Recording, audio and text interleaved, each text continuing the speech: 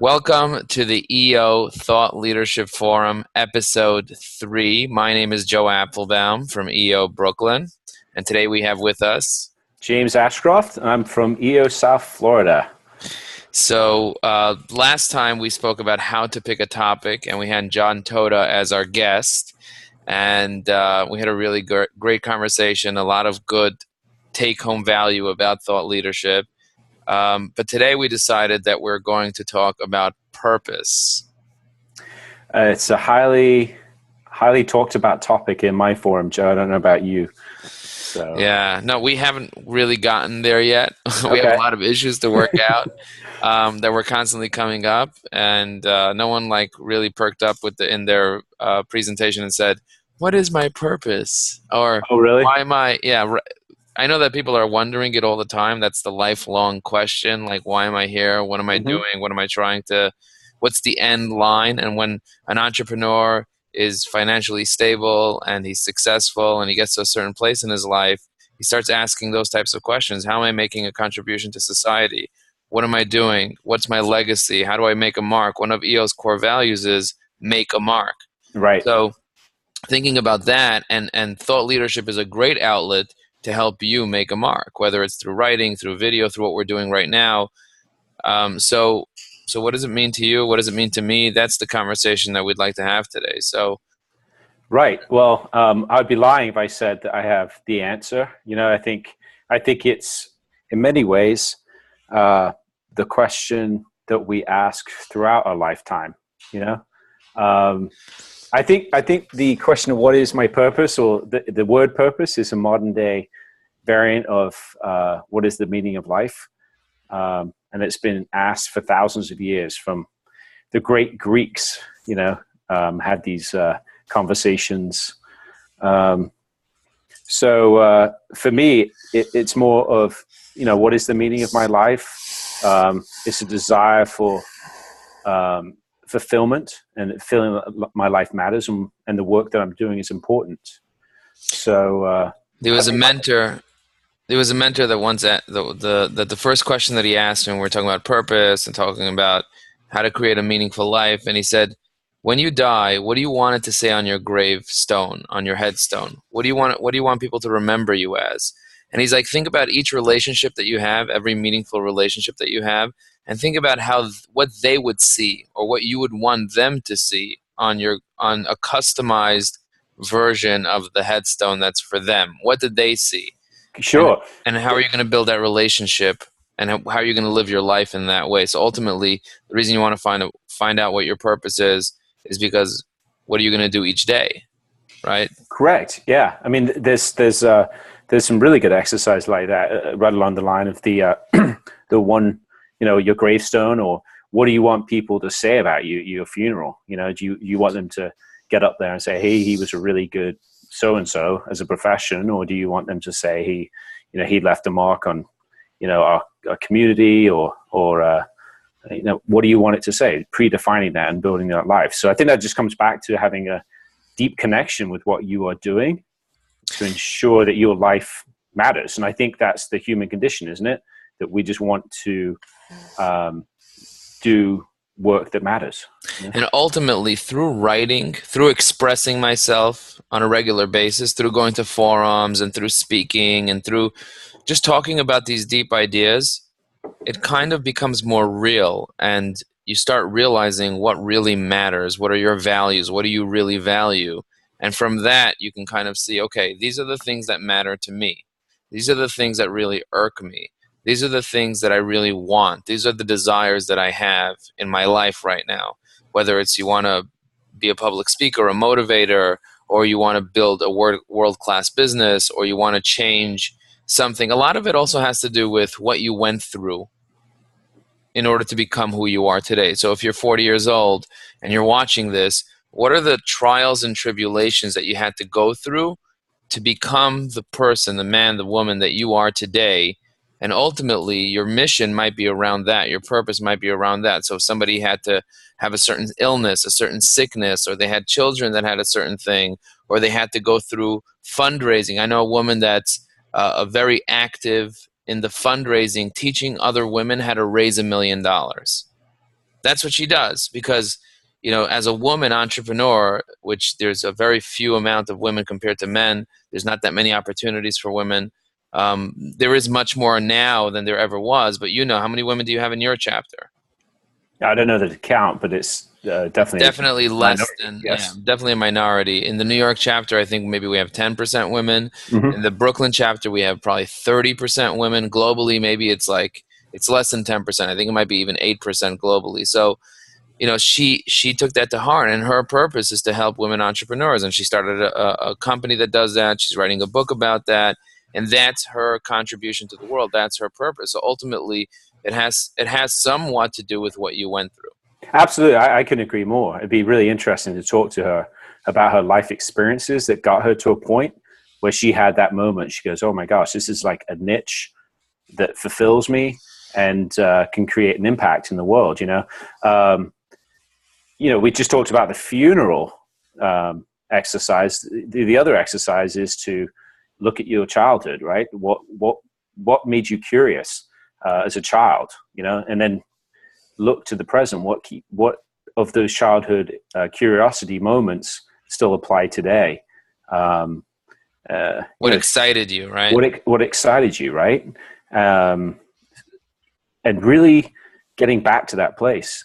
I think it's a painful process a lot of the times. If you look back on it, I think you could oftentimes feel regret that you didn't continue down a certain path, and then or even changing your direction midstream can be painful. It's a Right. slow process. There's lots of external forces, what society dictates you should be doing, what friends have to say, your family. And choosing a path is sometimes very difficult because you're afraid that if you choose the wrong path, you're going to be wasting your time. So you'd rather not choose any path. Right. But as an entrepreneur, I could say that choosing whatever path you're on right now and just going for it, whether it means if you're going to start writing or speaking or doing something that's thought leadership centric, just get down and dirty. I mean, you're a great example of somebody who just literally may not have it all figured out right now, but he's sharing his experiences through his lens, putting it all together, and providing value to the people that are actually reading it. Yeah, absolutely, Joe. I mean, like I said at the beginning, I can't claim to know my life purpose yet. I think I'm getting there through all my experiences in business, my experiences being a married guy, my experiences of being a friend and A son. a son, an artist. I mean, everything comes together, right? I just need to figure out the direction that leads me to give me the most happiness and fulfillment. So it's an open-ended question for me. I don't think it's easy to look back on history. I just read a wonderful book, and I used two of the examples. It's called Mastery by Robert Greene. I don't know whether you've read that, Joe. No, I haven't. It is absolutely Right now, fantastic. somebody just mailed me this book here. Oh, the Peter Thiel one. Yeah, Yeah, the I, zero to one. I heard that's Um, fantastic. yeah, someone That's literally just mailed, and I'm in the middle of reading this book about love. Did I mention this book to you? no, that looks The cool. Science of Happily Ever After. No, it's good. It's a great book about what love really means. What does it mean to love? Yeah, that Different Peter levels. Thiel one I heard is really great. Yeah. Really, really inspiring stuff. But you know, um, it's easy to look back on history. And I'm going back to Robert Greene's book, and he just take two of his examples. So let's look at Einstein. It's easy to look back at Einstein and be like, "Oh my gosh, this guy was, had a intense purpose his entire life to figure out, the cosmos, right, and physics." The reality was that he was a mediocre student, and he worked in the patent office. I think at the trademark and patent office, and in the meantime, while he was working there, he would just daydream about the cosmos. So he wasn't in love with physics. He was in love with just the concept of all these invisible forces that control the universe. And that gave him that childlike curiosity to look at it in a different way that ultimately led him to be the pioneer of astrophysics. But it was never him sitting down and saying, I'm going to become. Right. He didn't have a whole strategy session around, okay, how am I going to make a difference in the world? Right. No, he had a childlike curiosity, something that really, really inspired him on a deep level. He had the background, some of the education to apply that into a way that, he can translate. the cosmos and the physics and everything. But it was the blend of the two that gave him this just super level of skill that ultimately became arguably his life's purpose, which was to explain how the universe works. Much like John Coltrane, one of the greatest jazz saxophonists. He wasn't playing music for the sake of playing music. He just found a medium to express huge emotions. And so he was an average saxophone player in high school. He just said, "Man, this gives me that emotion media that I've been looking for." And then he became like just the most incredible practice. You're saying like what gets you super excited? Super. What So gets you like out of your skin excited? Right. So John Coltrane was a shy, quiet guy. He got on stage and he practiced like nobody else. And then he became like transcended the instrument. And he could get on stage and just take people to levels they've never been to. So he could now relay that powerful need to express his emotion to a group.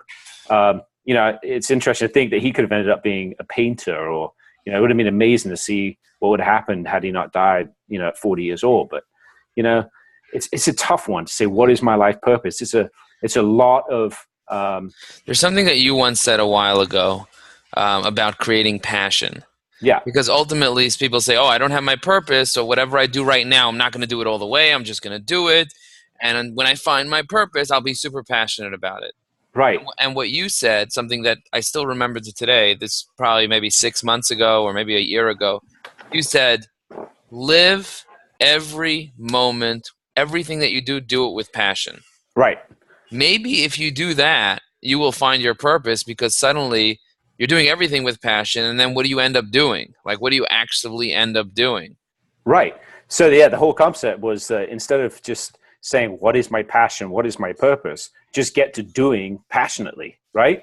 So you take up a new job or a new hobby, or just do anything. Don't do it halfway. Yeah, just do it all the way. And if it's not working for you, look for a parallel something and just start doing everything passionately. You'll develop skill sets and become an expert in something, and then combine two expertise and find that niche that gives you or taps into your unique gift, what makes you you, and then your work becomes a purpose. That's my take on it. Anyway. That's a great one. That's a great one, and you should totally attribute that, because I don't think I've heard anything of anyone talk about like do everything passionately to find your passionate. If you haven't found your passion, just be passionate about everything. Yeah. Which is a powerful message to people that are currently doing things and they're not excited about doing things. They're kind of dragging their feet and so on. That's a great message. And the same thing could apply to your purpose. If you don't know what your purpose is, do everything purposefully. Do it well.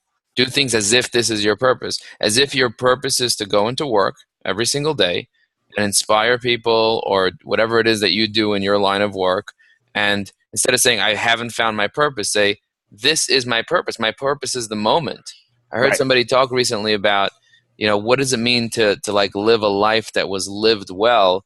It means to identify your top 5 relationships, and show up fully to those relationships. When you're there, prepare a little more in advance. Be a little more mindful.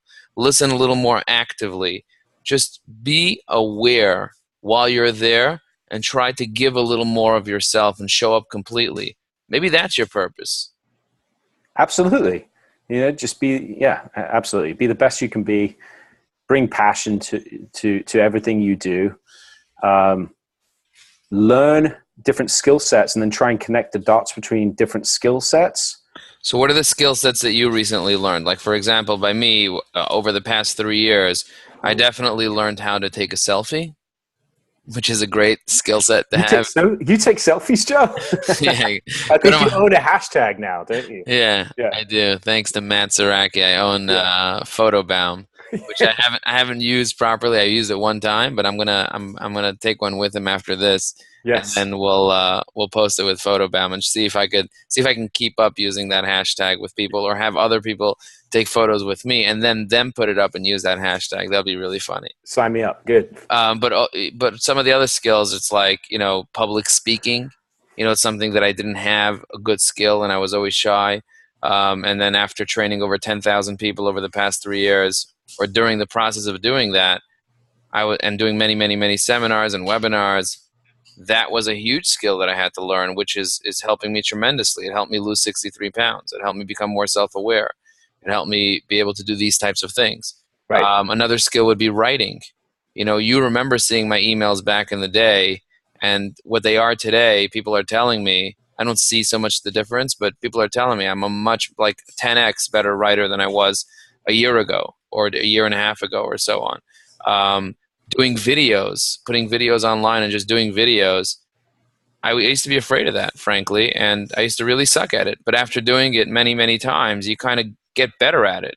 And I was watching our first thought leadership thing, and I kept saying and I was getting annoyed at the amount of ums that I was saying. Right. But that's because I need to slow down and I need to think about what I want to say, instead of just umming it. It's like, it's annoying to and it's annoying for people to hear it, but that's just what people do. It's like a Right. normal thing. Like, if you didn't hear any ums, you would think it would be kind of weird. Ums kind of soften the conversation. So what are some of the skills that you learned recently? Yeah, I mean, right along the line, certainly, taking the time to write my thoughts, and it's a direction that's leading me to places that I never imagined I'd be exploring. It's been wonderful for me to get feedback from people. Actually, I just had lunch today with someone who read one of my posts, and it was they wanted to meet me for lunch and just share the experience of reading something. It was very deep for them. It was just, which was amazing. Health. I think you and I share a similar path. A couple of years ago, I was about 40 pounds heavier, and got into triathlon and whatnot, and health, and then just kind of opening my eyes to that. So that's a new skill set that I have of running and the physicality of life. Yeah, yeah. Getting up early in the morning. Right. Another Right. skill, yeah, to give you more time in the day. Having a mindset change, self-awareness, all those things are really, really powerful. And those things will help you come closer to living a more purposeful, more meaningful, more passionate, more exciting life, and be able to contribute with avenues like thought leadership. Well, thank you very much, everyone, for joining us today. This concludes our third episode of the EO Thought Leadership Forum, and we hope to see you next week Take online. care. Thanks, Joe. Thank you.